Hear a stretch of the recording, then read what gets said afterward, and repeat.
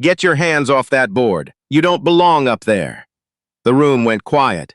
Not the polite quiet of people waiting, but the sharp kind, the kind that happens when something wrong enters the air, and everyone feels it at the same time. Dawson Merrill did not move right away. He stood there at the edge of the stage, one hand still resting on the side of the soundboard, the other hanging loose at his hip. He was wearing the gray jacket of the venue crew, the same jacket 30 other men were wearing that night. His badge said Audio Visual Technician, Level 2.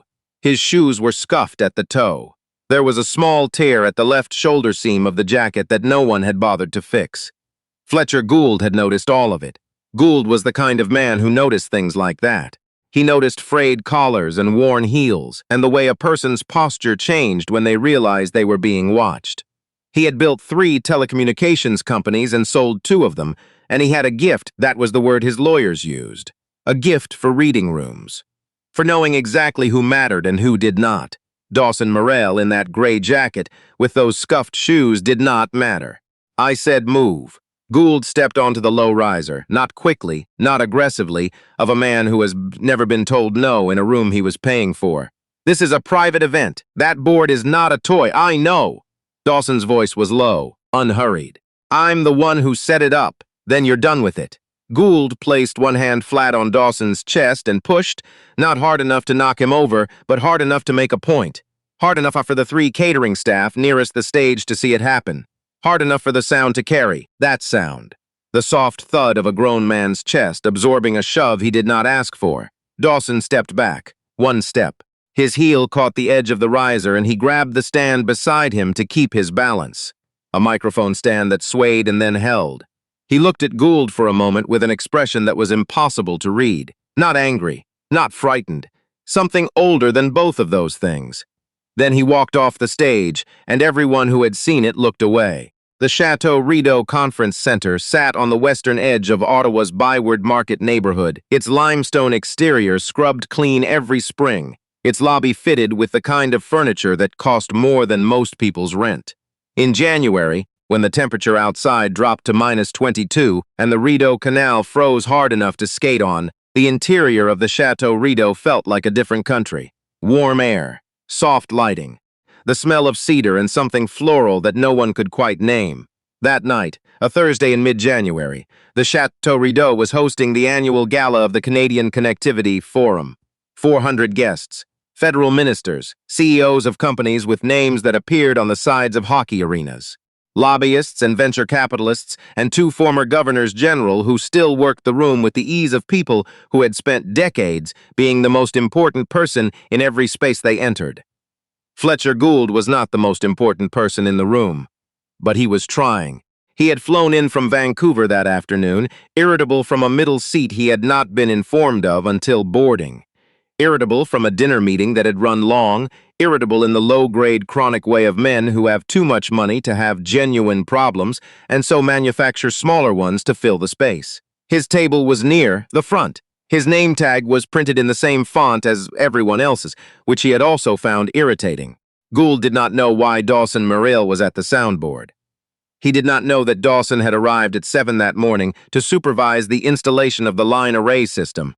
16 speakers across 2 hangs, custom configured for the room's unusual ceiling height. He did not know that the venue's technical director, a woman named Simone, had specifically requested Dawson because the Chateau Rideau's permanent audio setup had developed a phase cancellation issue in the mid-range frequencies that 3 other technicians had failed to diagnose, and Dawson had fixed in 40 minutes on a Tuesday the month before. He did not know any of that. He saw a black man in a gray staff jacket touching equipment that cost more than a car, and he made a decision about how that man was. That is the thing about decisions made in 3 seconds. They feel like instinct. They feel like knowledge. They feel like the product of long experience and good judgment. They are none of those things. They are just speed dressed up as certainty. Dawson Merrill had been working in live sound for 29 years. He had grown up in Montreal, the second of 4 children, in an apartment on Rue Saint-Hubert, where his mother kept a second-hand upright piano in the hallway that no one played but that she refused to get rid of because her own mother had owned one.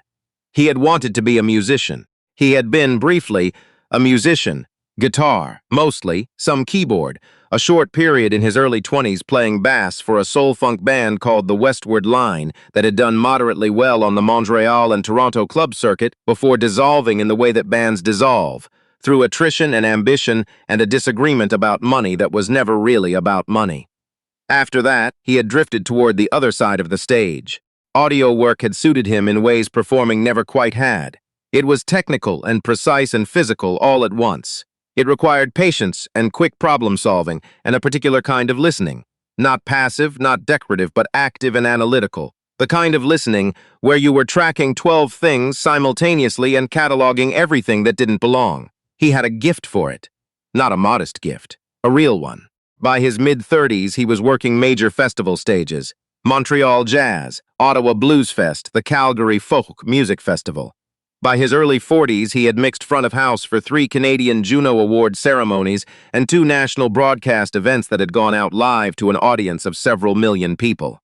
He had worked with artists whose names would be recognized in any Canadian city, and a few whose names would be recognized anywhere in the world, and he had never once lost a show to a technical failure that was his fault. He did not talk about any of this at work. Not because he was ashamed of it, he was not, but because it had never occurred to him that he needed to. That is the other thing about people who are genuinely good at what they do. They don't announce it, they just show up. After Gould pushed him, Dawson went to the equipment room at the back of the venue and sat on a road case and drank half a bottle of water. There was a young woman in the room, Layla, one of the junior techs he'd brought on for the event, who had seen what happened from across the room. She came in behind him and stood for a moment without speaking. "You okay?" she said finally. "Yeah. Do you want me to call Simone?" "No." Layla sat down on the edge of another case. She was 24, trained at SAIT in Calgary, sharp and methodical, and still at the stage of her career where injustice surprised her. "That guy just shoved you, in front of everyone." "I know. That's assault. That's an actual criminal, Layla." His voice wasn't sharp. It was just quiet in a way that stopped her. "I know what it was." She looked at him and then looked away. Outside the equipment room door, they could hear the event resuming. The clink of glasses, the low murmur of 400 people convincing each other of things. Dawson finished the water. He put the cap back on the bottle carefully. He sat with the quiet for a moment, the way you sit with something that is not new, that does not require your immediate reaction, because you have already processed variations of it more times than you can count. And the processing has long since moved from the front of your mind to somewhere further back, somewhere settled and cold. Then he got up and went back to work.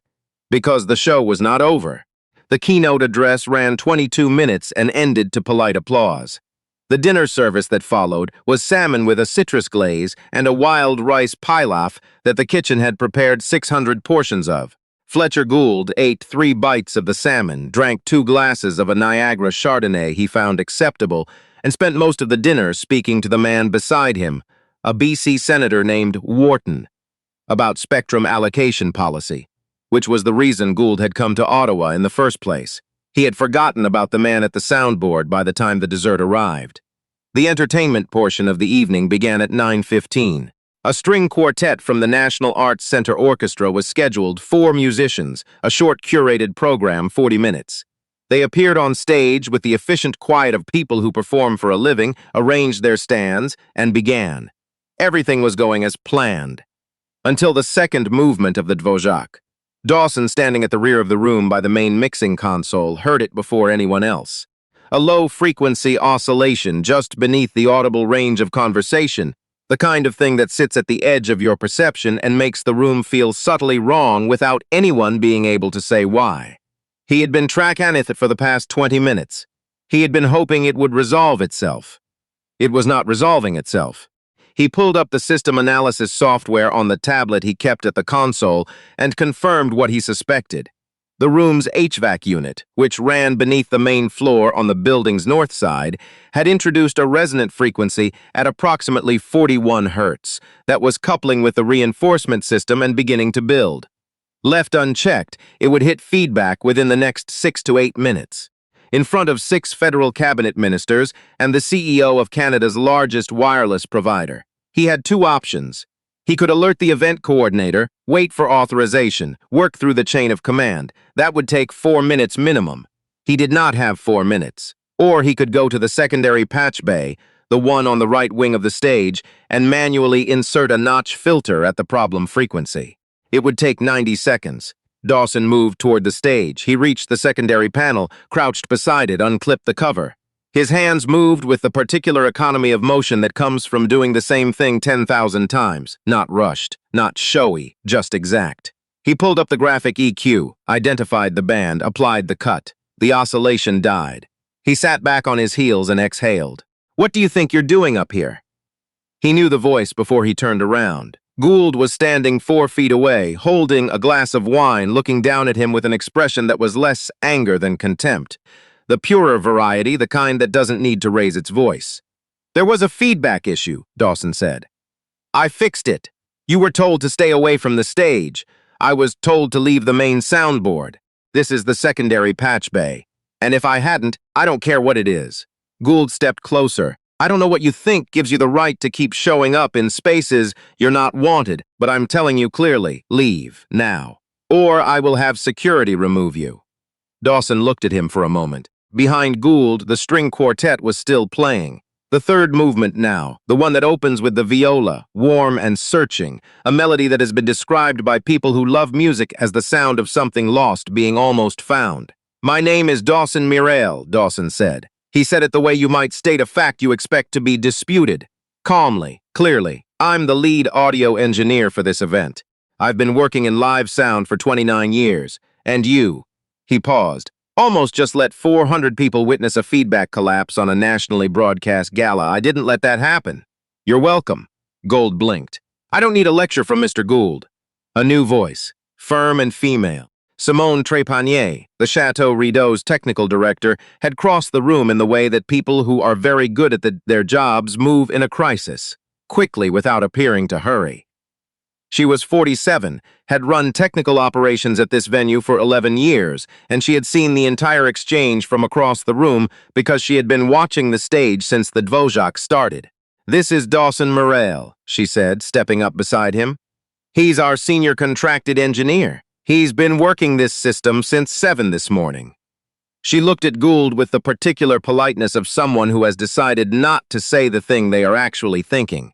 What he just did at that panel, notching the 41 Hz resonance, saved this event from a feedback incident that would have been audible to every person in this room, including the parliamentary secretary to the Minister of Innovation, who, I should mention, is sitting in the 4th row. Gould said nothing. "I'd appreciate it," Simone continued, her voice unchanged, "if you'd return to your table." Fletcher Gould returned to his table. He did not apologize. Men like Fletcher Gould rarely apologize, not because they believe themselves to be beyond error, but because the architecture of their lives has arranged things so that apology is seldom structurally required of them. They make mistakes. The mistakes are absorbed by other people. Life continues. He sat down. Wharton said something to him about the music, he answered. The Chardonnay was still acceptable. At the rear of the room, Layla found Dawson back at the main console and stood beside him without speaking for a moment. "You didn't have to do that," he said, eyes on the meters. "Go get Simone." "I didn't get Simone. Simone saw it herself." She paused. "She came over before you even got to the panel. He didn't say anything to that." The quartet moved into the final piece of their set, a piece that Dawson recognized, had always recognized, from the first 3 notes. Samuel Coleridge Taylor, the Ballade in A minor, a British composer, the son of a Sierra Leonean father and an English mother, who had written music of such devastating beauty that audiences on both sides of the Atlantic had wept at it, and who had died at 37, mostly unknown outside a narrow circle, his name absent from the textbooks that taught the music he had shaped. Dawson knew all of that. He had known it since he was 19. When a music history professor at Concordia had played a recording in class and Dawson had sat very still and felt something unlock in his chest that he had not known was locked. He stood at the console and listened. His hands adjusted 2 faders by fractions of a decibel. Tiny movements, invisible from any distance, but the difference between the music sitting in the room and the music filling it. The ballade rose and steadied and rose again. In the 4th row, the parliamentary secretary stopped checking her phone. At table 12, a woman Dawson would never meet leaned over to her husband and said, quietly, that this was the most beautiful thing she'd heard in years, and meant it. And at the back of the room, in the gray staff jacket with the torn shoulder seam, Dawson Mirill did what he had done for 29 years. He held the music up. He kept it in the air. He made sure that what had been made with care was received with care. He did not take a bow. He never took a bow. The music did not need him to. After the gala, when the guests had cleared and the catering staff were breaking down the tables, and the quartet had packed their instruments and left, a man approached the rear of the room where Dawson was supervising the cable strike. The man was in his 60s, silver-haired, wearing a good suit, the kind of suit that has been tailored rather than purchased. He had the bearing of someone who had spent decades in rooms that required it. His name was Edmund Carvell, and he was, though Dawson did not yet know this, the president of the Canadian Broadcasting Corporation. He had been at table 7. He had watched the entire evening. "Mr. Mirill," he said. Dawson looked up from a cable run he was coiling. "Yeah, I want to apologize for what happened earlier. I was in a position to say something when it occurred, and I didn't. And I've been uncomfortable with that for the past 2 hours." Dawson held the coil loosely in both hands and looked at the man. He waited. "I've also been making some calls," Carvell continued. "We're doing a live broadcast from Massey Hall in March, the 50th anniversary of a concert we originally aired in 1975. It's going to be one of the bigger productions we've attempted in the last decade. Our current lead engineer took another booking." He paused. "I understand you worked the Juno broadcasts in 2019 and 2021. And 2017, Dawson said. Carvell nodded. "I know. I checked." He reached into his inside jacket pocket and produced a card, a real one, heavy stock, not the kind people hand out speculatively. He set it on the equipment case beside Dawson's hand. "Call my office Monday. Let's talk about Massey Hall." Dawson looked at the card. He looked at it for a moment longer than was necessary. Then he picked it up and put it in the chest pocket of the gray jacket, the one with the torn shoulder seam. "Monday," he said. Carvell nodded once and walked back toward the lobby. Layla appeared from behind a speaker stand with a length of XLR cable over her shoulder and her eyes approximately twice their normal size. Did he just? Coil your cables properly," Dawson said. "Wrap the tails before you bag them. Dawson, the tails, Layla." She stared at him for another second, then looked down at her cable and started doing it right. The story, when it came out, did not come out the way these stories usually do. There was no viral moment, no phone video of the shove that racked up 10 million views overnight. What there was, instead, was a piece in the Ottawa Citizen, written by a journalist named Thierry, who had been at table 19 as a guest, who had seen what Gould did, who had also seen what Dawson did at the Patch Bay, and had spent the rest of the evening asking questions of the people around him. The piece ran on a Saturday. It was measured and specific. It named Gould by name. It described what had happened at the soundboard. It included a brief account of Dawson's career, the festivals, the Juno broadcasts, the years of work, sourced from industry contacts and from Simone, who spoke on record. The piece did not editorialize. It did not need to. By Sunday evening, it had been shared widely enough that Gould's communications team issued a statement describing the incident as a misunderstanding and expressing Gould's regret for any upset caused. The phrasing, "any upset caused," became briefly a thing people pointed to as an example of what an apology looks like when it is designed to protect the person apologizing rather than acknowledge the person harmed. Fletcher Gould flew back to Vancouver on Sunday morning, presumably by a route that afforded him a window seat. Dawson Mirill called Edmund Carvell's office on Monday at 9:15. He was in a coffee shop on Dalhousie Street when he made the call, wearing his own jacket. A good one, dark wool, bought from a shop on St. Denis during a better year. He had a cortado in front of him and a notepad he had not needed to open yet. The call lasted 20 minutes. When he hung up, he sat for a while, looking out the window at the street. The canal would still be frozen at this hour if you walked that direction. Skaters on a Tuesday morning, children in hockey helmets, dogs pulling at leashes. He thought about the Coleridge Taylor, the way it had risen in that room, the way the parliamentary secretary had put her phone down. He thought about his mother's second-hand piano in the hallway on Rue St. Hubert, the one nobody played, the one she kept anyway because some things you keep not because they're useful, but because they're true. He picked up his coffee. Massey Hall in March. It would be a large room. The original hall seated 2,765, though the renovation had adjusted that slightly. He would need to check the updated specs, pull the acoustic reports, have a conversation with the house engineer about what had changed and what hadn't. He would need to think about the configuration for the broadcast mix versus the room mix, whether they were running separate feeds or combining, what the latency requirements were for the live transmission. There was a lot of work to do. He was already looking forward to it.